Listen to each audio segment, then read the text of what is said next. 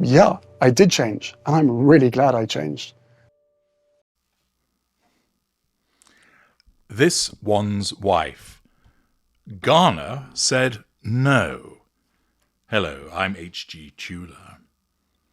You'll recall earlier this year, back in May, this one's wife and Harry embarked on a faux royal tour going to Nigeria.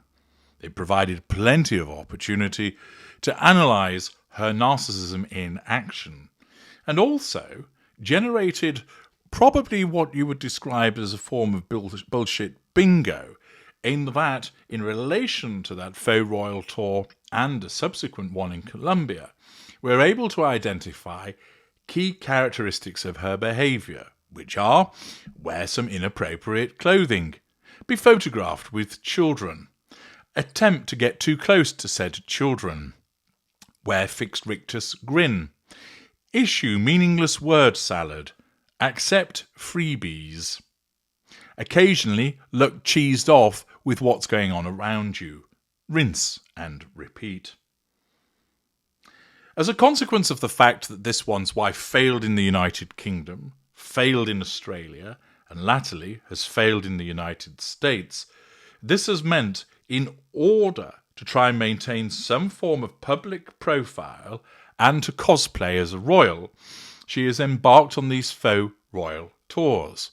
And you may recall that after the success, at least in her mind, of the visit to Nigeria, the suggestion was that Ghana was next.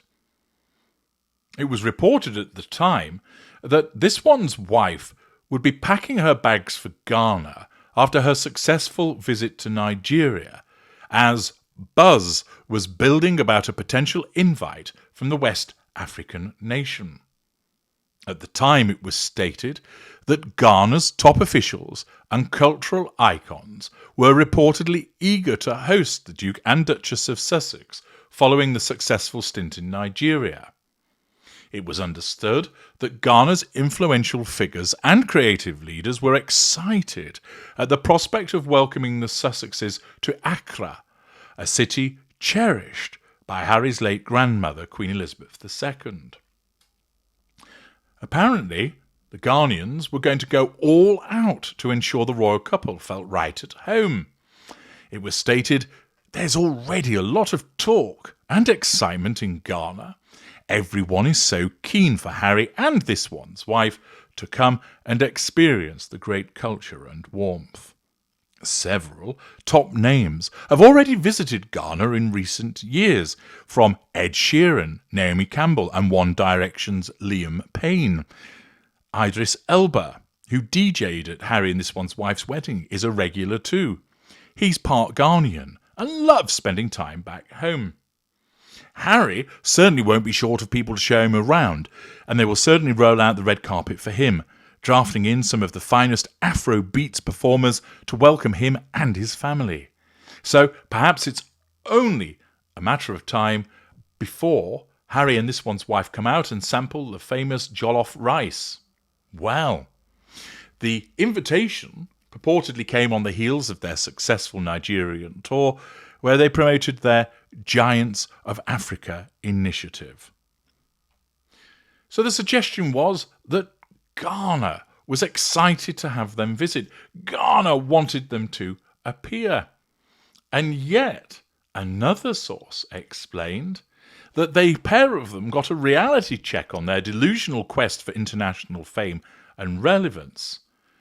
The president of Ghana apparently outright denied any plans to extend an invitation to the Sussexes for a publicity tour through his country, after this one's wife's publicity team prematurely leaked rumours about Ghana rolling out the red carpet.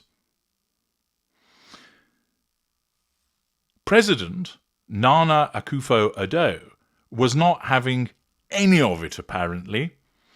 He was crystal clear that Ghana has always welcomed foreigners and celebrated its ties with the British monarchy, but that the country would not tolerate those who lacked respect and loyalty.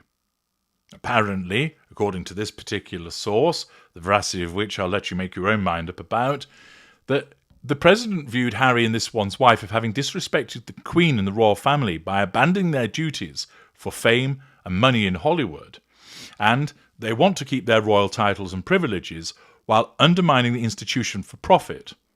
This was deemed as unacceptable because Ghana's a proud nation that doesn't give platforms to hypocrites and opportunists.